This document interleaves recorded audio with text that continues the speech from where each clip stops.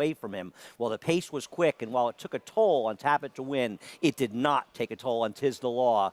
His opponents saw the law, and the law won. Yeah, that has been the case just about every single time he's been to the racetrack, save for that Kentucky Jockey Club.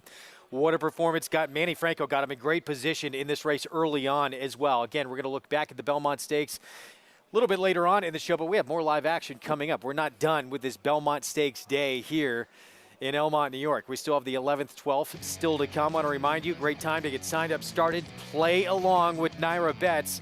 Brand new offer for new members, $25 free play immediately in your account after sign up. Plus you can take advantage of a $200 deposit match after that first deposit with the promo code Belmont25. Naira Bets, of course, the official betting side of the Belmont Stakes. Get involved with that promo code Belmont25. We have time. Let's get to it. This is a look at the final odds going into the gate. Tiz the Law went off as an odds-on favorite, 4-5, trying to keep his 3-year-old campaign perfect as the heavy favorite for the 152nd running of the Belmont Stakes, presented by Naira Bets. John Imbrial with the call. And they're off in the 152nd Belmont Stakes.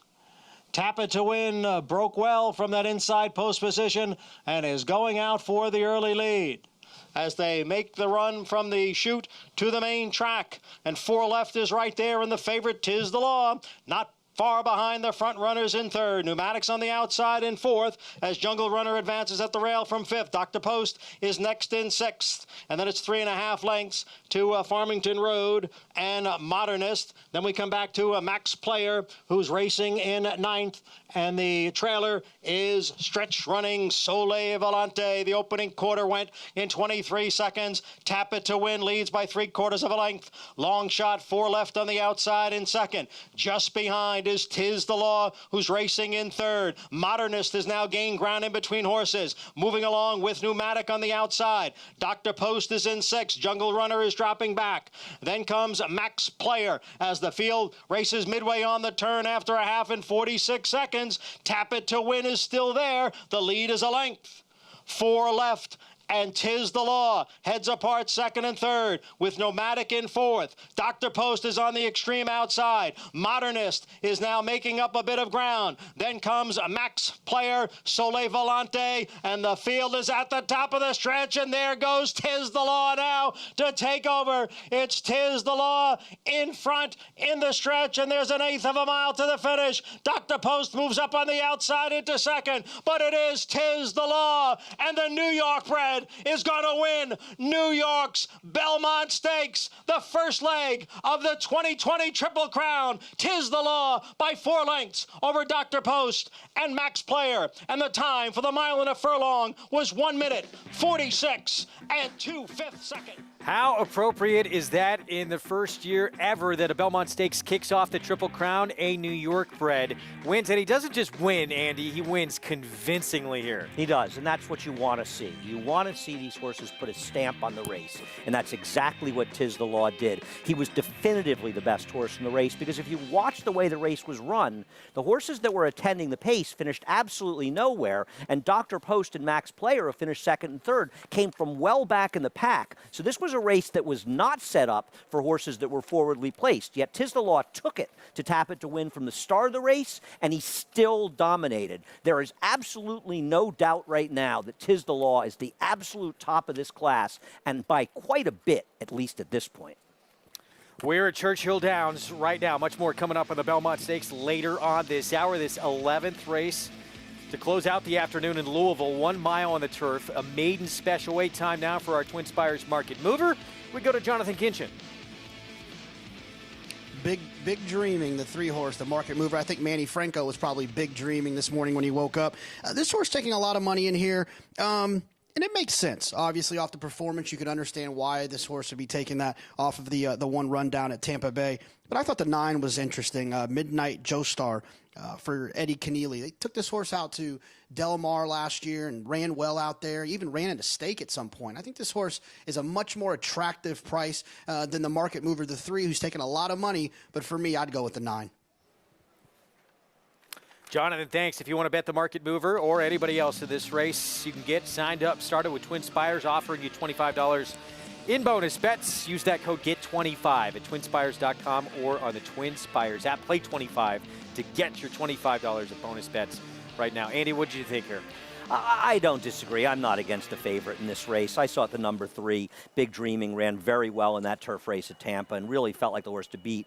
The third horse, a nice horse for Shug McGay. Now, the winner didn't come back and win, but that was another situation. I thought if you're playing tries or exactas, horses like the number 10, Beaver Hat, was a logical horse. First time in the turf. Dam has produced 7 horses to try the turf. 6 of them have won, so there's plenty of turf there. And even the first-time star of the 5, Bullseye Run, who's scratched, so he has no chance.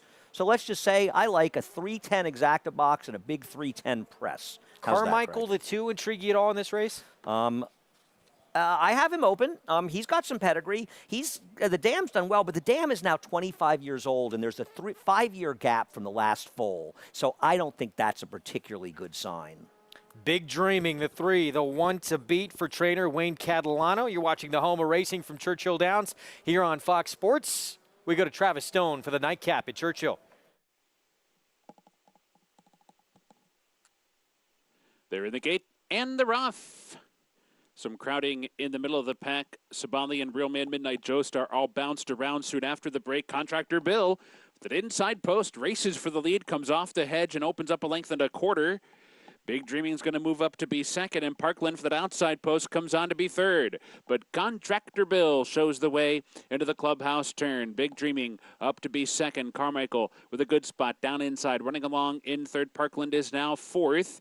Here comes Beaver Hat moving up into fifth, outside of Distorted Moon, who's down inside sixth. The Falcon is wide on that first turn to the backstretch, running along in seventh, just ahead of Real Man, who's eighth by 2. Cornbird Kingdom is back in ninth. Midnight Joestar and Sabalian at the back. The opening quarter, 24 seconds flat, so it is Contractor Bill. Down the backstretch in front with 4 furlongs to go. Big Dreaming stalking intently on the outside second for that far turn. Carmichael right there too, third and toward the hedge. And then it's Parkland racing fourth, only 3 lengths off the lead.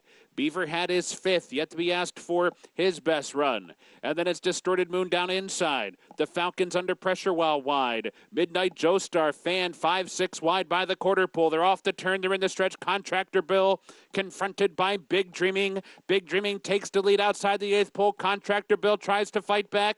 Carmichael third, switching outside. Parkland fourth, Beaver Hat fifth, down to the final 16th. Big Dreaming still clear and pulling away late. Big Dreaming finishing full of runs, going to win by 3 lengths on the wire. Parkland was second, Carmichael was third, Sabalian was fourth, and Midnight Joestar was fifth. Favorite takes the finale at Churchill Downs. Big Dreaming moving to the Wayne Catalano barn. Second time out, a winner. Yeah, he was a horse that looked good on paper, and he delivered on the racetrack. Reminds me of a horse that just won at Belmont Park. And I was talking about turf pedigrees. Well, the second horse, Parkland, the 11, he doesn't have much turf pedigree. He's only a half to a Breeders' Cup turf winner in Little Mike. So I must, forgive me for getting his pedigree, because there were so many multiple Breeders' Cup winning turf dams in there that I forgot about this one. But hey, everybody's smarter after the races, guys. Yeah, they just got up for second 1? over the 2 Carmichael. Oh my God. 68-1. Yeah, we could have used that info beforehand. Thank you. Yeah, I saw it after the race. I had it in my paper. I just was so excited about the 10 in your 2, and it distracted me with the 2, Greg. Well, it is my fault. I'll take responsibility. 11th race at Belmont here, 1 1/8 on the inner turf as we take a look at Digital Age. Here we go again. Chad Brown, Klarovich Stables, Irad Ortiz Jr. Even money. We know he's good. He's coming out of a grade 1. Deserves to be the favorite. Does he deserve to be even money? No, he doesn't, because his running style is not conducive to this race. Now, one of the reasons I wanted to show his Saratoga Derby from last year is because before that race, when he came to the paddock, Irad Ortiz said to trainer Chad Brown, "There's not a lot of speed in this race except for the eventual winner, Thread of Blue. Let me put this horse in the game early." And while he didn't win, Chad Brown correctly credited Irad for giving him his best chance to win. Well, it's a similar situation here with the scratch of L'Argent. There's no speed. Now, he's not going to be in front, but you have to imagine that both Chad Brown and Irad Ortiz will remember that day and say, we need to get him more involved, because honestly, This has been a horse that's been extremely unlucky last year in a number of his races, and part of it is due to his running style. He needs to get position in this race to get it done. I have high hopes for him this year, and this is a starting point. I wouldn't take even money, but I can't make a strong case against him for anyone except for the two breaking the rules. But what do you expect from a horse off this kind of layoff, Greg?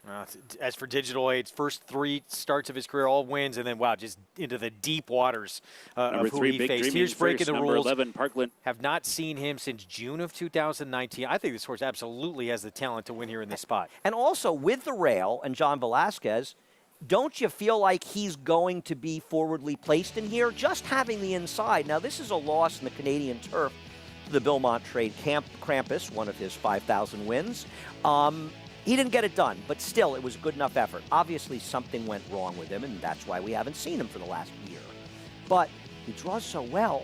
You know he's talented, and why would Shug McGaughey bring him back if he didn't feel he could run, Greg? And to your point, too, is he going to be forwardly placed? The way this is set up at 1 1/8 on the inner turf, that first turn comes up awfully quick. Take advantage, right? Yeah, and what happens a lot, because they hit the turn so quickly, is the paces slow down. Well, that helps speed horses, and it hurts closers. John Velasquez, there he is, getting a leg up on Breaking the Rules. Had a Grade 1 win today on Gamine for trainer Bob Bafford in the Acorn. See if he can get the 11th here as well for another Hall of Famer. And Shug McGaughey, a son of Warfront. Going to take a break. Still to come. More on Tiz the Law's dominant performance to kick off this year's Triple Crown. Well done, Manny Franco. The New York bred in position. 1 down, 2 to go in the Triple Crown. We'll be back.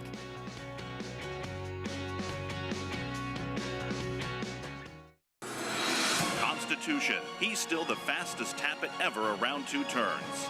He's got the strength of the founding fathers, top and bottom, and he's passing that strength on. And it's the Constitution Colt Independence Hall to win the Jerome. Laura's Light takes the lead close to home, and Laura's Light prevails. And it's time to respect the law. Tiz the Law is your Florida Derby winner. Constitution. He's the son of Tappet we've all been waiting for.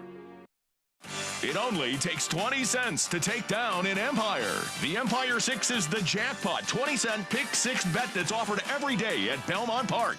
One unique winning ticket earns the entire net pool, plus the jackpot carryover. Without a unique ticket, 75% is distributed to winners with 25% added to the jackpot. Win big with the Empire 6. Next mandatory payout date Sunday, June 21st. Visit nyra.com/Empire6 for complete details. As the world faces unprecedented challenges, our faith and resolve have been challenged like never before. But tough times never last, tough people do. Thanks to all the fans, the backstretch workers, trainers, owners, breeders, veterinarians, and countless others behind the scenes. We are inspired daily by your commitment, and we applaud your passion for this great sport.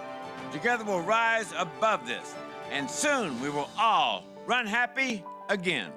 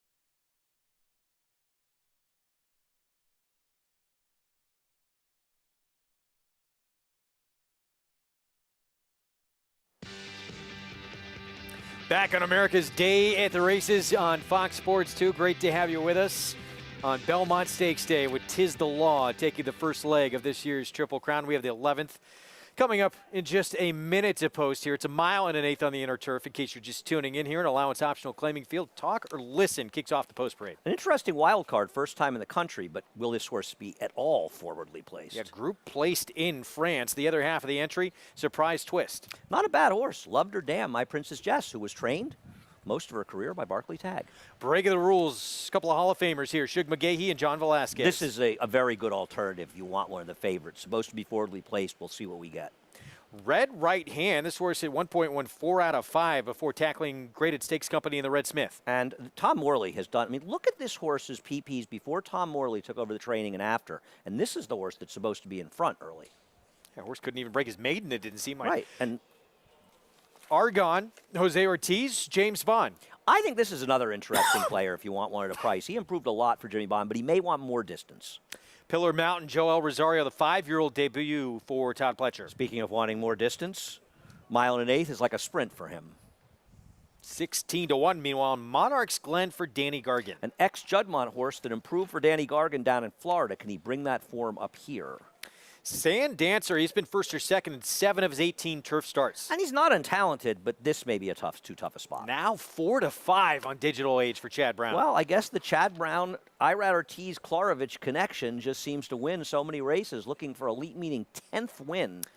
He's tough, but too short a price. Have at it. 2 starts back, he's only beat a half length to Noble Indy. He got his act together, but can he get position for Manny Franco, who's having a good day? Is Manny on him? Is that Manny? I don't think he left Should just we yet. let that other guy on the show? Yeah, we're going to check in with Richard Migliori now as we get set for the load here in the 11th. Mig.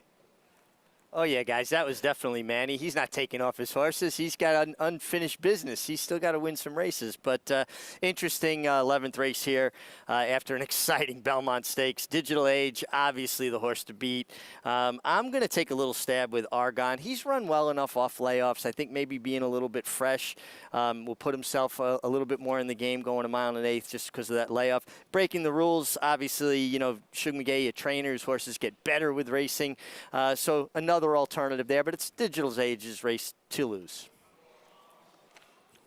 Short price, Mig, thanks. On the 9, Digital Age, the one to beat it. Even money as we send it upstairs. John Imbrial, race 11 from Belmont Park.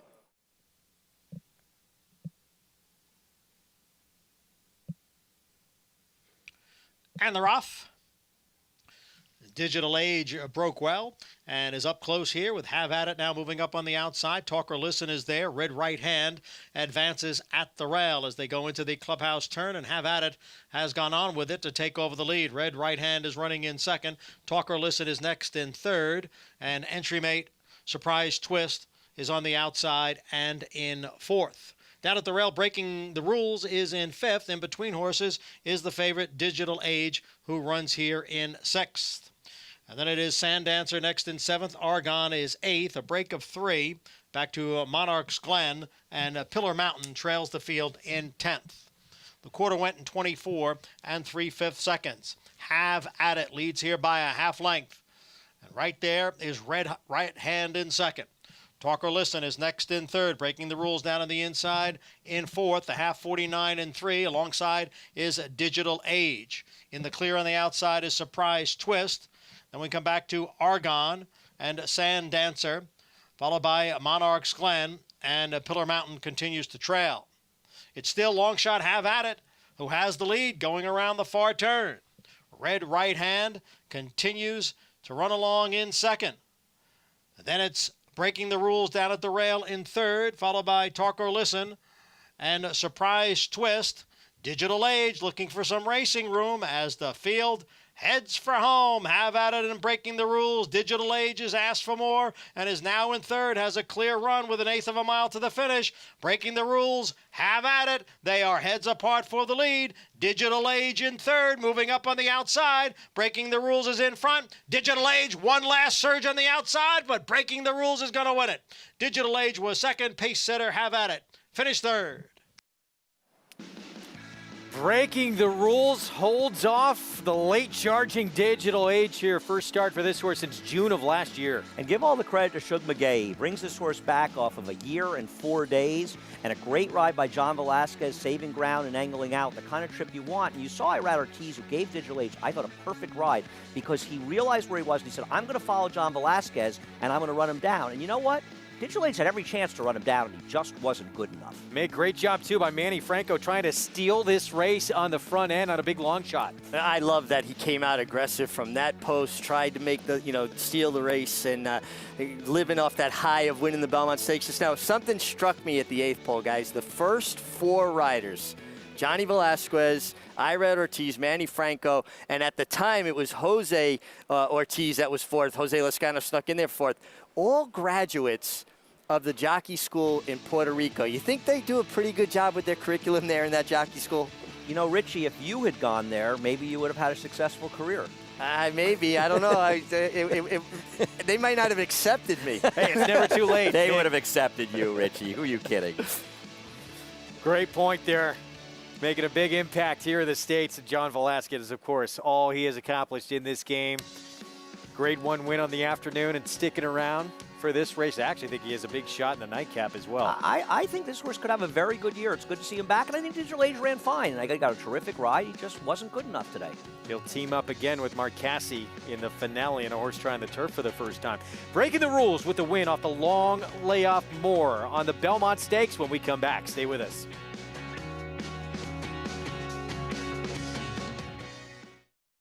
No sport in the world brings the wins home like racing. It's one-of-a-kind, high-speed, high-stakes action, and Naira Bets takes you there. Place your bets and watch the races live from anywhere. With Naira Bets, make easy, secure deposits and promotions every day to earn reward points or cash. Download the Naira Bets app or visit NairaBets.com. Sign up now for a $25 free play and up to a $200 deposit match with promo code BELMONT25.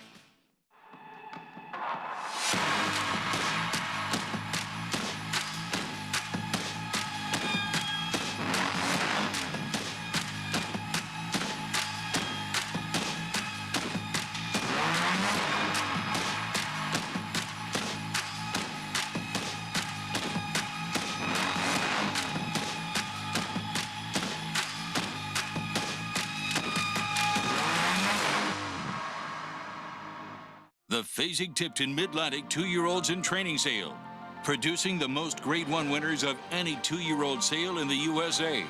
Recent graduates include Grade 1 winners Abscond, Bowie's Hero, Concrete Rose, Got Stormy, Hunter O'Reilly, Mucho Gusto, Secret Spice, and Spawn to Run. Now with online bidding available. The Mid-Atlantic 2-year-olds in training sale, June 29th and 30th in Timonium, Maryland. It's happening. Whether you like it hearty, hot and spicy, smooth and creamy, or loaded with veggie flavor, the Petaluma Creamery offers the highest quality 100% organic, non-GMO cheese money can buy. Made with the utmost respect for our happy cows and the land they roam free. Visit SpringHillCheese.com and shop our extensive line of delicious cheeses and dairy products. Pick your favorites and we'll ship them right to your front door. Petaluma Creamery. The best dairy products come from the happiest cows. Back on America's Day at the Races, and look at the progress being made there in the front of Belmont Park. This is the New York Islanders' brand new 19,000-seat state-of-the-art facility on track to open for the 2021-2022 NHL season. It will offer all the highest in amenities, and I love this. The arena suites and clubs are modeled after classic New York establishments like Sardi's, Belmont's Bar, and King Cole Bar. I like that. I'd like to go to Belmont's Bar. Can we get a suite? I don't know. I'd like to go there now. I don't know if they're open yet, though. Monday, we're going to start the next phase of reopening in New York. Right around the corner. Saratoga opening up, too. Yes, it is. July 16th, opening day. $9.70 on Breaking the Rules. I'm excited about the arena next door, by the way. I like walking by and seeing them built it, and I think the Islanders are going to be a terrific partner for us here when the arena's up in a couple years. You know what? That was a nice race. It really delivered. I think both the first two ran well in there, and your long shot ran well, too. And Manny Franco, he was feeling his oats, going to the front. Good ride by him. Yes, he was. We're going to see him in the Nightcap as well. Manny will be on Turbo Drive for Mike Maker. But right now, prices from Churchill, Big Dreaming to close out their card, $4.20 for the win. Have I mentioned Parkland has a lot of turf pedigree? Say it again. No, honestly. The second horse, and we talk about this, and I know it's after the race, easy to say. The second horse is after Little Mike in 6 turf winners. Little Mike won the Breeders' Cup Turf. He was a maiden claimer first time out in the dirt. Back on the right surface today, and he got second.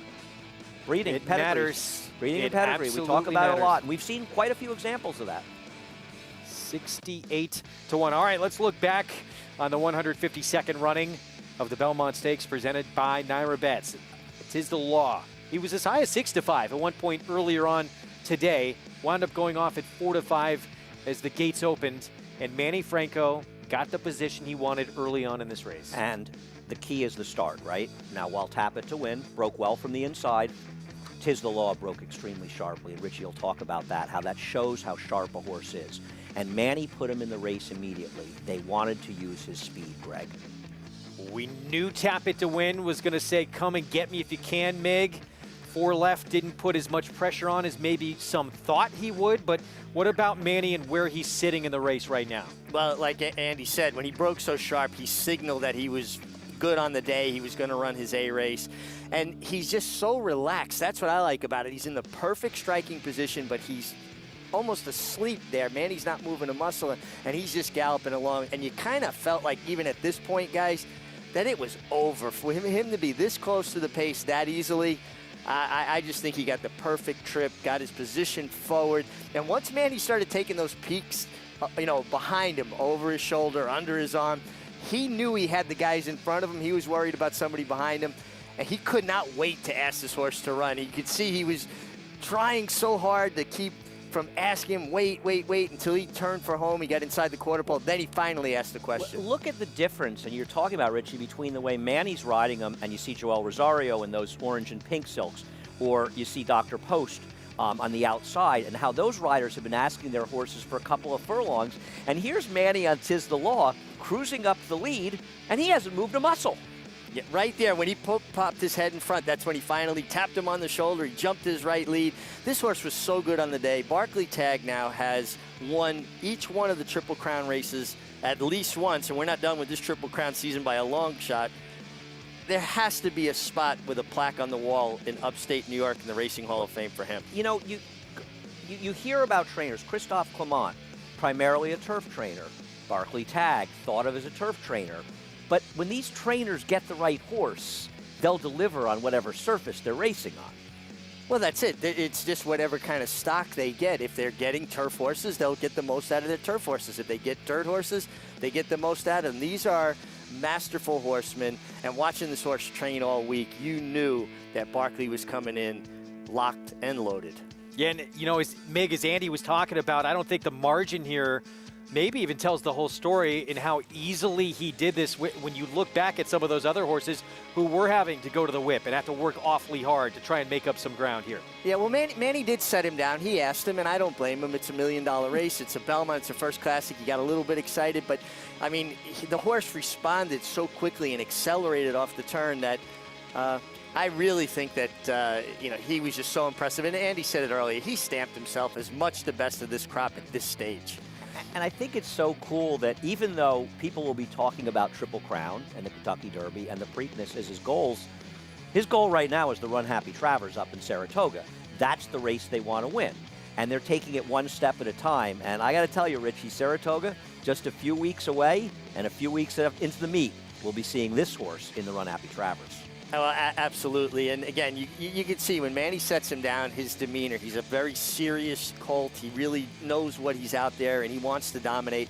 And the Runhappy Travers, I don't know that any race could mean more to Jack Knowlton, Saratoga Stable. They're all from that area. The sense of history in Saratoga about racing, you can feel it when you come into the town. I'm so excited and looking forward to it. And I got the biggest kick out of watching this horse today because New York breds, they can win on any surface, any distance, anywhere, and any kind of race. Well, it's a New York bred who was the top of the class in the 3-year-old division right now. That Runhappy Travers, it is August the 8th, which puts it 1 month out from the Kentucky Derby. This year truly is, it seems, a quadruple crown. It really is, and he has a chance to do that. It would be an incredible achievement. We just want him to keep it going and keep going forward because right now, somebody's going to have to take a big step forward if they're going to beat Tiz the Law. That was a big-time performance we've seen from him every step along the way, certainly of his 3-year-old campaign. Acacia Courtney able to catch up with Berkeley Tagg after the win. I'm joined by winning Belmont Stakes trainer Berkeley Tagg. Tiz the Law, dominant today, Berkeley. First question, what was your thought of that performance? Because it was spectacular. Well, I hate to say it, but I was expecting it. And I was so happy to see it working out that way, because 9 times out of 10 it doesn't work out that way. But I was very happy with it. Now, this horse owned by Sakatoga Stable as well, did not get the Belmont Stakes in 2003 with Funny Side. How much more sweet is it to get the Belmont today? Well, it's nice to get the Belmont. It's a race I hadn't won before at all, so I'm glad to win it. We talked at the post position draw about Tiz the Law being a New York bred, getting a chance to win it for New York here today. What are the emotions like right now that you shared maybe with rider Manny Franco afterwards too? Well, Manny was very happy, and so was I. I don't know how else to put it. We were happy. A perfect explanation to be happy. Berkeley, thank you so much. Congratulations. Thank you. Hey, to Jack Knowlton and Sakatoga, the group of friends, if you're still at Pinnell's, raise a glass. Well done. What a moment. What a performance from this horse, who now has firmly established himself as the premier 3-year-old in this division. And I don't see, do you see anyone catching up to him by the time we get to the Runhappy Travers? There is a horse named Honor AP. Now, I don't know. He won the Santa Anita Derby for John Sheriff, who, of course, trained the mighty Zenyatta. Also won a Derby with Giacomo. So John knows his way around big race with big horses. And he was impressive, I thought, in winning the Santa Anita Derby. Now, I don't know if he's pointing for the Haskell or the Travers and then on to the Derby. But right now, he would have to be considered the horse out there that could be a real rival to Tiz the Law. But Tiz the Law has done it. Honor AP now needs to show that he can beat a horse like Tiz the Law. What a performance. And yet just seemed like this win for Tiz the Law really was never in doubt, Jonathan. No, not at all. And August 8th just got a little bit more exciting. I think this game has all kind of sucked all of us in with these superstars. And it just takes those performances that really elevate really good horses into superstars. And I think in this situation, I feel the same way about Manny Franco. All of us, like I mentioned earlier, we all know that Manny Franco is good. But this is his coming out party, that now he has a classic win under his belt. He's won the Belmont Stakes. And I think that will continue to help him progress in his career. And he might be a superstar in the making as well. Had to be a lot on his mind going into the biggest moment without question in his career. He'd been in a couple of Triple Crown races, a couple of Derbies before, finished 17th, finished 18th. But this squarely, he knew going in, he was on the horse to beat, and he delivered. And these are the kind of wins that not only bolster your confidence as a rider, not to say that Manny lacked it before, but it also bolsters your profile. And Manny's now not known as just a successful rider that won the Aqueduct meets and was winning races when the other big guns weren't around. Now, we know that Manny belongs with every single one of them, but now everybody does. Now he becomes a household name. Yep. Those just not just casual fans of the game know his name, and we'll see if he can continue to deliver on this horse of a lifetime. Let's go to Acacia for more.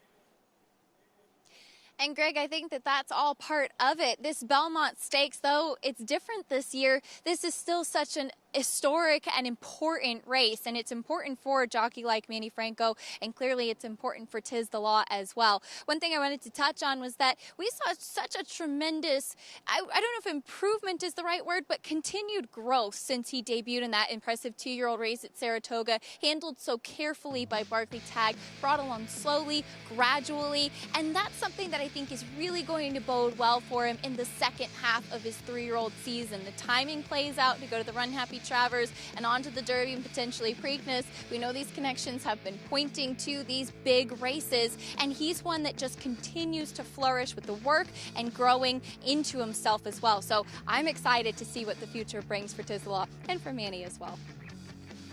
Acacia, thanks. Those Silks, they play in a small pool. It's amazing what they, mainly by New York breds, and now not one but 2 horses like Funny Side to win the first 2 legs of the Triple Crown, and now a horse who takes the first leg of this year's Triple Crown of the Belmont. Just amazing. Have there ever been silks of a smaller stable that are more recognizable than the silks for Saratoga?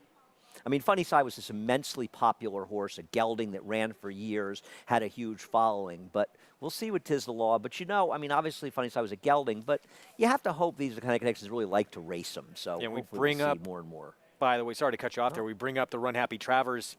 That will be at 1.25 miles. Yes, it That's will. the next step. I didn't see anything from Tis the Law today to suggest that distance is going to be a problem. Others may think, of course, we're catching him. I thought he was running away from him. Did seem like it. Nightcap coming up on this Belmont Stakes day, and Manny Franco, he's not done. He'll be on turbo drive for Mike Maker. We'll go through the field when we come back.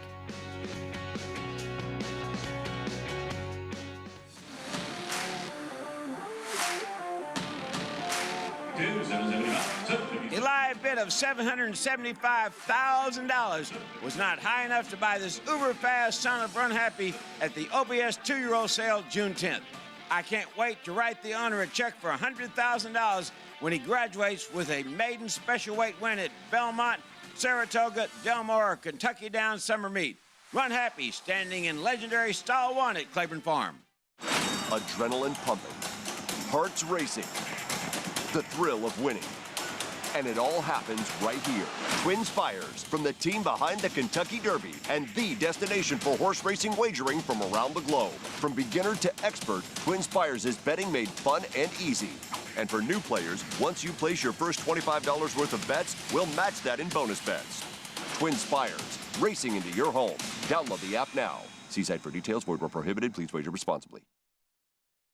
Warfront. This son of Danzig ranks among the world's elite sires, with Grade 1 winners on dirt and turf, and star performers both at home and abroad. Warfront's success as an international super sire is unmatched.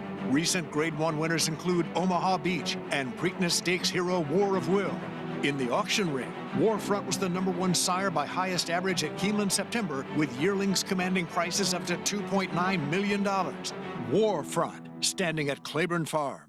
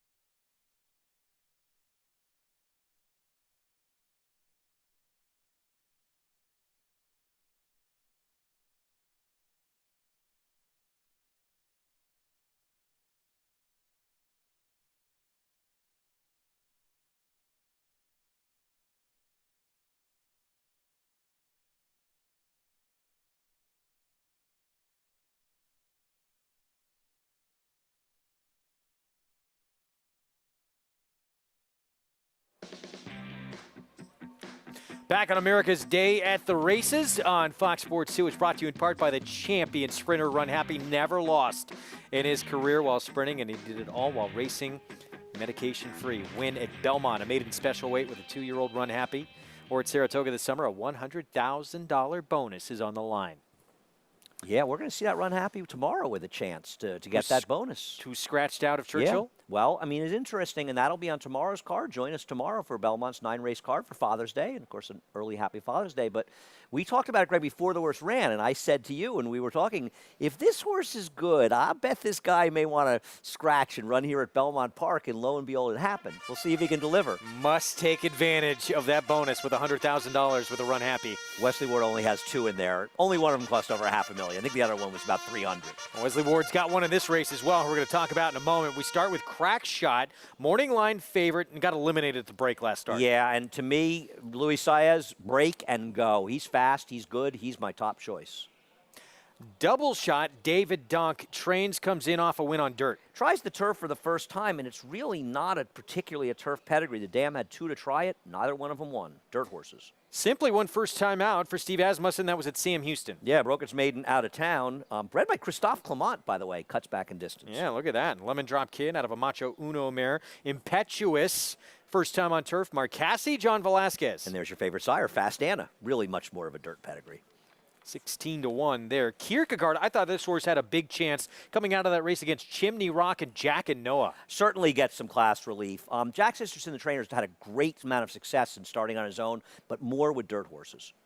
Quan BC, it took him 8 starts to break his maiden. The first try against winners, he just missed by a neck. I'm surprised he's favored. No better turf sprint rider than Joel Rosario. Turbo Drive. Belmont Stakes winning jockey Manny Franco aboard for Mike Maker. A new gelding for this race. He has one big fig. The rest of them, not so good. Power Up Painter, we skipped to the 10 here. Jose Lezcano, Linda Rice. Linda Rice's turf sprinters usually need a race, but this horse was starting to improve on dirt and is a better turf horse. Here's Starry Messenger, huge price at 44-1. For a good reason. Yeah, Romero Mirage, the apprentice for Lawrence Smith. Cool Boy, here's the 12. 1 for 21 lifetime and yet to win on grass. Did hit the board, ran 3rd. Has only been on the turf a couple of times. Does have some speed, but does appear to be more of a dirt type horse. The one turf race one of them wasn't terrible. Wesley Ward. This one gets on the turf for the first time here. Son of Lookin' at Luck. He's been off since July of 2018. Yeah, it's a long layoff, but it's Wesley Ward. You never know with him, but it's really kind of a dirt type pedigree. And here's Big Wonder at 14-1. Nepal Chatterpaul. Speed, cutting back. What do you think? Don't like him. You love a gut pack. Not on the turf, on the dirt. Okay. There's What the Luck. Wesley Ward. Congrats to WW. Took the Group 2 Queen Mary for the 4th time in his career earlier today with Campanelle. There was a time when if somebody said, this Royal Ascot winner prepped for the race at Gulfstream Park, that people would have said, oh, please. Well, he broke his maiden at Gulfstream Park not that long ago, going 5 furlongs to the turf. What Wesley Ward has done in the last decade or so over at Royal Ascot is nothing short of incredible. Mig, Frankie Dettori, Wesley Ward at Royal Ascot. It's been a great combination. It's been a great combination. Anybody Wesley Ward rides over there because his horses are so well schooled and so precocious, and he handpicks the ones he's going to invade Royal Ascot with. You know, it's just been incredible to watch how he's become a trailblazer with this move, and it's kind of drawn other trainers and owners to give it a try, go out, you know, on an adventure and go abroad and see what racing's like over there. So I get a big kick out of it. He really has a knack, and I rode with Wesley Ward, guys, so it was, you know, for me to watch him develop from a rider and, you know, fight his weight and get too big and then go on to be a successful trainer. It's been pretty fun to watch that evolution, if you will. Credited Wesley Kieran Fallon, too, with working this horse, getting this filly ready to go. So big credit to Kieran Fallon as well. Yeah, no, that's just remarkable. I'm so impressed by what Wesley's done. And Richie's right. He has changed the game and got other people to do that, but he's really changed things and made it easier for Ascot to get horses to come over there and take a shot. Yeah, he really did change things. And the only thing I really missed with all this pandemic was seeing Wesley Ward in a top hat because he looks great in it. It was a crusher for me too, Greg. Jonathan Kinchin, Wesley's horse, long layoff here in this nightcap coming up. What are your thoughts here on this finale? Yeah, I thought the 7 and the 8 both were interesting. You know, Andy talks about it all the time, and horse players in general, we have this phrase, they knew, and you might be asking, who is they? Well, they is just there's these horses where you just feel like there's a story behind them, and that's why they're taking all this money. And it feels like the they knew alert is going off right here with the 7. You know, it's Joel Rosario, so you can't really complain there. I thought the 8 was interesting. Mike Maker, obviously, we talk about him often on the show. This horse back in October as a 2-year-old ran really well on a fast track, came back on a good surface and still ran well, and then just kind of fell apart towards the end of last year. I think coming back in now, fresh with kind of a new start as a 3-year-old, I expect this horse to run better than his 12-1 odds. Jonathan, thanks. We're 3 minutes to post here on the final race of this Belmont Stakes Day card here in Elmont, New York. We'll have it for you live when we come back. You're watching America's Day at the Races on Fox Sports 2.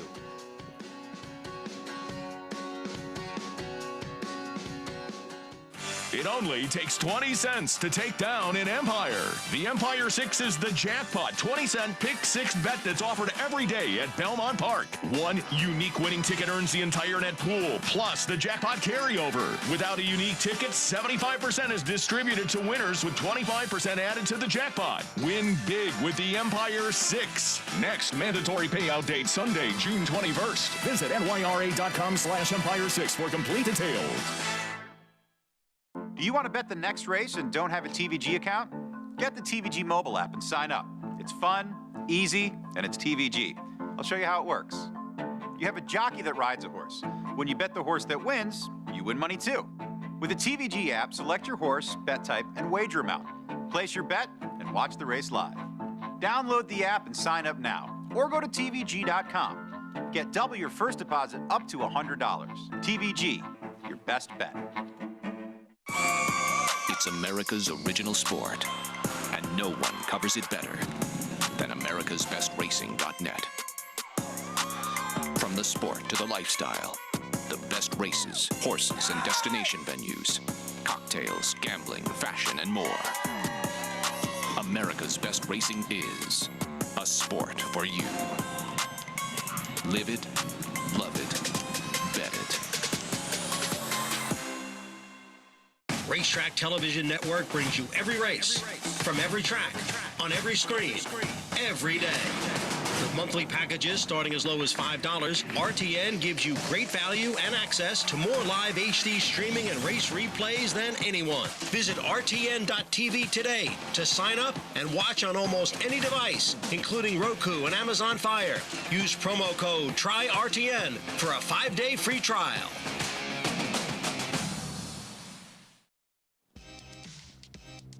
Back on America's Day at the Races on Fox Sports 2, we get set for this finale on what has been a tremendous day of action on this Belmont Stakes Day card. Not just 'Tis the Law at the Belmont Stakes. We saw some exceptional performances. Gamine and the Acorn for Bob Baffert. Yeah. What a... Just, what'd you win, by 15 lengths? 18 3/4 lengths. After going 45-1, she still, as the first half, I think she still came home her last quarter in 23-1. It was an otherworldly performance. And you're right, Greg. I mean, obviously, 'Tis the Law is the story today, but we ran a total of 4 Grade 1s today, and Gamine's performance was just otherworldly. Right? Just, what, 2/5 off the track record? The track is playing quickly, but that was remarkable. She was absolutely tremendous. Alexandra was amazing, too. It didn't look like she had no chance. She's always far back, but still somehow got up to win from dead last. To beat us. You and I both need the second horse, the big price, but I'm not bitter at all about that, because I agree. I'm a big Alexandra fan because she can close into fast paces, slow paces. She's a true turf sprinter. I'm hoping that the 2 Crack Shot, my pick here, Greg, can wire the field, blast off with Luis Saez, and go to the front. I bet the 2 Crack Shot to win to close out our day. And I want to thank everybody, by the way. I know it's disappointing for a lot of people that weren't able to come out, and we're sorry. We certainly wish you could have been here. It's not Belmont Stakes Day for us without a big crowd here, and it's been an odd day all around, but we appreciate the support of everybody that hasn't been able to make it out here, and we appreciate your support, and we certainly hope that we'll be able to see you sooner than later. Yeah, without question. It's not the same without you here at the track. We hope that happens fairly soon down the line. Mig, your thoughts here as we get set to load up for the 12th. This is just such a competitive race, and we've just been treated to such great racing today, and I'm with you about Gamine. What was that? That was otherworldly. I've never seen a filly going that fast, that easily. That was impressive, but we were treated to a lot of impressive performances today. We thought Guarana was impressive last year. Right. Guarana who? This was next level from Gamine. 3 for 3 now for Baffert. Might be one of the best performances we've seen from a 3-year-old filly since some horse named Rachel Alexandra. Was sitting right up here, Greg, when she won the Mother Goose by a similar margin. Now it was a 3-horse field, but it was a 1-horse race, and Rachel Alexandra, one of the greats of all time, honestly. Greatest 3-year-old fillies of all time. Getting set for the finale here. Quan BC, the 7 for Charlie Baker. Just missed in the first try against Winners. That was back in October here at Belmont. Off the bench, we'll try and get it done again. Here's Johnny Brielle with the call.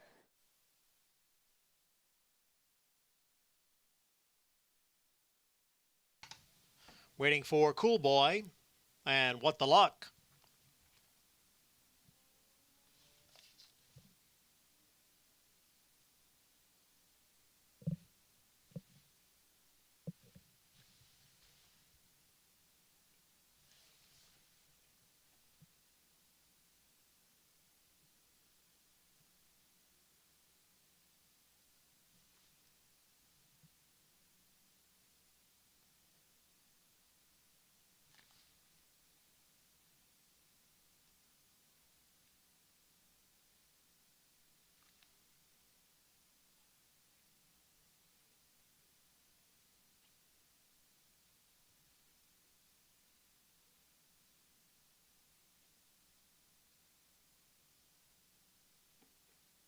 They roll in.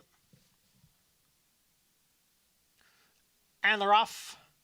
What the Luck from the extreme outside is going out for the lead. Crackshot now moves up, and Crackshot takes over. What the Luck is running in second, and it's Cool Boy next in third. Followed by Big Wonder in fourth. Down on the inside is Impetuous in fifth. Then it's a break.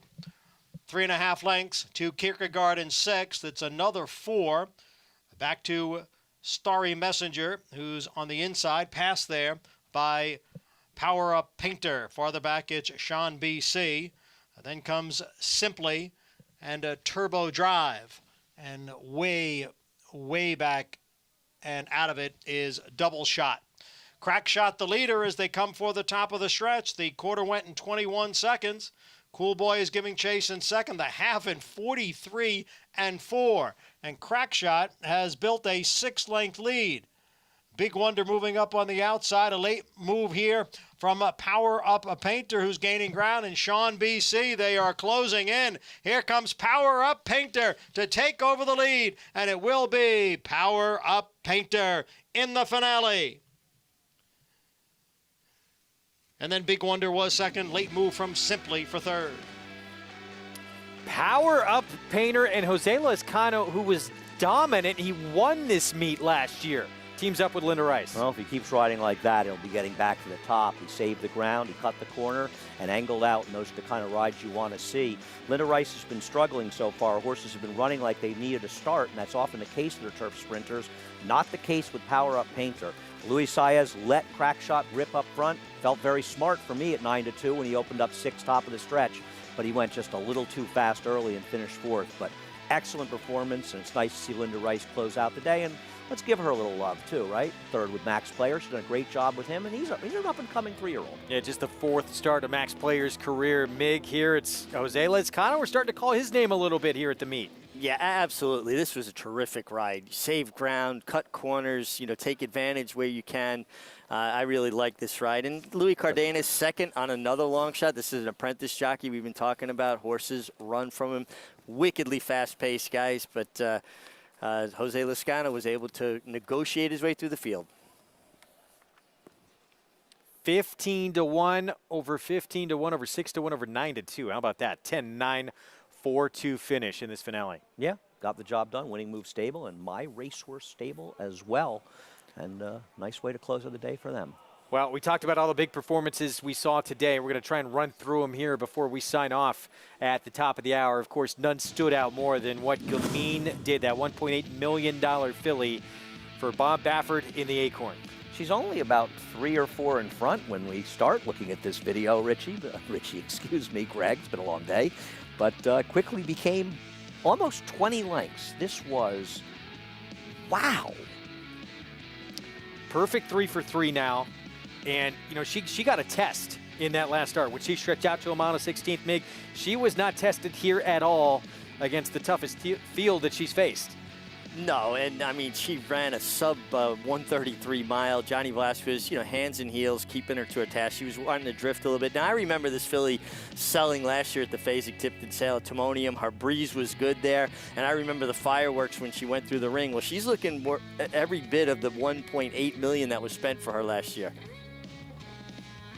Might wind up being a bargain. There are more than people would think, but spending money. AP Indy cost, I think, $2.9 million. Fusici Pegasus, over $4 million. So there are horses that cost a lot of money that went on to great careers. You just seem to hear more about the ones that cost a lot of money that didn't. Well, in the Woody Stevens, No Parole was aggressive out of the gate. We thought there was going to be all this speed signed up. That was not the case. No, there was one speed, and we've said this before about our friend Tom Amoss. Tom Amoss values speed, and he is not a trainer that wants to rate speed horses. Others might, but not Tom, and it certainly paid off here. This was a very impressive performance. Mig, Tom Amoss said going into this race, protect the rail. Certainly did. Well, it's smart. Speed is dangerous, and they've got to run where you've been. You've got the inside post. It simplifies things, and you got an aggressive rider with a fast horse, and here's the end result. And this is a good horse. I mean, he earned it. I mean, he definitely, got loose, but he's fast, and I guess it would be fair to say that no parole took no prisoners. But can we briefly mention a maiden breaker that we saw today to the people watching named Happy Saver in the 5th race? A first-time star for Todd Pletcher that ran almost as fast as No Parole. Not knocking No Parole. Yeah. But they both win 121 and 2. Fraction to the second slower from Happy Saver, first time out. Yeah, son of Super Saver for Todd Pletcher. Yeah, I just want Happy Saver. You'll be hearing his name. Meanwhile, West Point Thoroughbreds, Decorated Invader. He ran huge in the Pennine Ridge, up the fence, getting by proven strategies for the victory.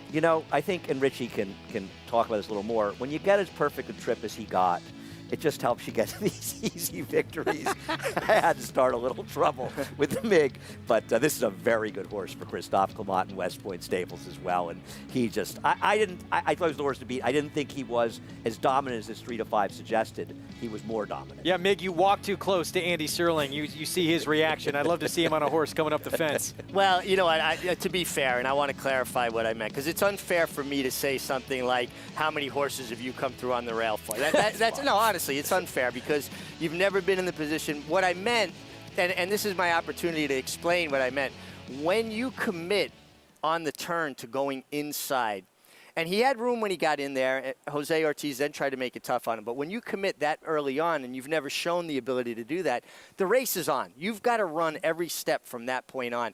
And that's why I was so impressed, because he really kicked it in and was able to make over a 3/8 of a mile run because of that early move. So I just wanted to clarify that. It isn't fair. That's weak if I can't explain my position. But I also think, Richie, if and what to sort of extrapolate what you're saying, if you're Jose Ortiz, who was riding the eventual runner-up in this race, you're very happy that Joel Rosario is coming inside of you, because if he's coming outside of you, you can't do anything. So I think Jose was happy to have him there, but it just didn't matter.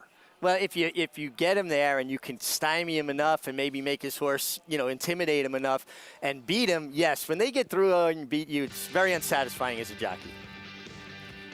Decorated Invader, it looks like he has really taken the next step as a 3-year-old, second graded stakes win of his career. Here's a look at all the graded stakes winners on today's card.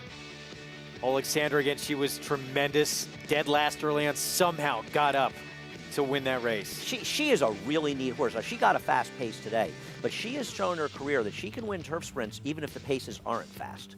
Beating the boys again. Yep. Power Up Painter closes out this Belmont Stakes Day card, $33.40 to finish things here. Oh, nice job and a nice ride by Jose Lezcano. A nice see Linda Rice get that win. This horse was improving on the dirt and is really a turf horse. What a day it was. An incredible, historic day for the Belmont Stakes to kick off the Triple Crown in a year that we have gone through some things most of us never thought we would. But so great to have racing back in New York, and to have a Triple Crown and to see a performance like this from a New York bred. Right. It was an important race, an important event, and it delivered in such a big way. And that's thanks, of course, to Tiz the Law, because he's the one who did the work. But the job that Berkeley Tagg has done training him, as well as Manny Franco riding him, it's been a great experience for everybody. And it was such a super way to kick things off. Manny Franco, what a moment for that young rider, as well as he delivers on the favorite onto the Runhappy Travers, you would think. We will see you tomorrow at 1 Eastern. Check your local listings.